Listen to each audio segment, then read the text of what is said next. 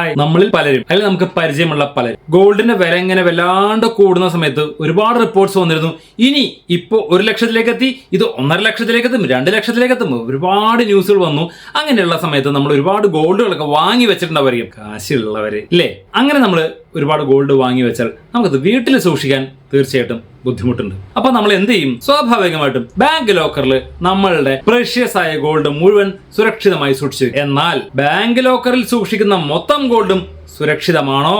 ആണോ? നമുക്കൊന്ന് നോക്കിയാലോ. ചുമ്മാ എന്ന് പറഞ്ഞോട്ടെ, നമ്മള് പലപ്പോഴും കേൾക്കുന്ന ഒരു ന്യൂസാണ്, ബാങ്കില് തെഫ്റ്റ് നടന്നു, റോബറി നടന്നു, ബർഗ്ലറി നടന്നു എന്ന് വെച്ചാൽ ബാങ്ക് കൊള്ളയടിക്കപ്പെട്ടു. അങ്ങനെ വന്നാൽ നമ്മുടെ ഗോൾഡ് സുരക്ഷിതമായിട്ട് നമ്മുടെ ബാങ്കിൽ ലോക്കറിൽ വെച്ചിട്ടുണ്ട്, അതും പോകാനുള്ള ചാൻസ് ഇല്ല. അങ്ങനെ നമ്മുടെ ഗോൾഡും ബാങ്കിൽ നിന്ന് നഷ്ടപ്പെട്ടാൽ നമുക്ക് എന്ത് കിട്ടും? നമ്മൾ സുരക്ഷിതമെന്ന് കരുതി ബാങ്കിൽ സൂക്ഷിച്ചിരുന്ന, ലോക്കറിൽ സൂക്ഷിച്ചിരുന്ന ഈ ഗോൾഡ് നഷ്ടപ്പെട്ടാൽ നമുക്ക് നഷ്ടപരിഹാരമായി ബാങ്ക് എന്ത് തരും? നമ്മൾ ബാങ്കിൽ സൂക്ഷിച്ചത് 1 ലക്ഷം രൂപയുടെ സ്വർണമായിരിക്കാം, 10 ലക്ഷം രൂപയുടെ സ്വർണമായിരിക്കാം, 1 കോടി രൂപയുടെ സ്വർണമായിരിക്കാം. പക്ഷേ നഷ്ടപ്പെട്ടത് ബാങ്കിന് അറിയാമോ?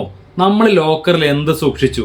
നമ്മളൊരു പേപ്പർ കഷ്ണമാണോ, പണ്ടത്തെ ഒരു പ്രണയലേഖനമാണോ, അതോ സ്വർണമാണോ? ഇതൊന്നും ബാങ്കിന് അറിയില്ലല്ലോ. അപ്പൊ ബാങ്ക് നമുക്ക് കോമ്പൻസേഷൻ ആയിട്ട് എന്ത് തരും എന്നുള്ളതാണ് പ്രസക്തമായ കാര്യം. നമ്മൾ ബാങ്കിൽ പലതും സൂക്ഷിക്കും, പക്ഷെ ബാങ്കിന് ലോക്കറിനകത്ത് എന്തിരിക്കുന്നു എന്ന കാര്യത്തിൽ നോക്കാനുള്ള ലയബിലിറ്റി ഇല്ല.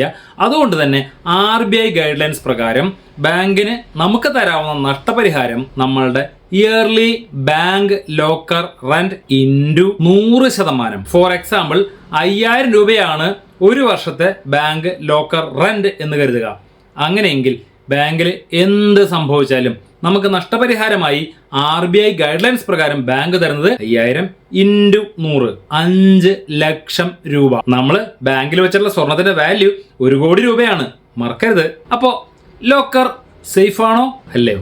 നമ്മൾ ബാങ്കിൽ വെച്ചത് നമ്മുടെ സ്വർണം, ഭാര്യയുടെ സ്വർണം, അമ്മയുടെ സ്വർണം, അനിയത്തിയുടെ സ്വർണം, വേറെ ആരുടെയെങ്കിലും ഒക്കെ സ്വർണം, നമുക്ക് ലോക്കർ ഫെസിലിറ്റി ഉണ്ടല്ലോ, നമ്മളിതെല്ലാം അവിടെ സൂക്ഷിച്ചേക്കാണ്. അപ്പോൾ നമുക്ക് എന്ത് ചെയ്യാം?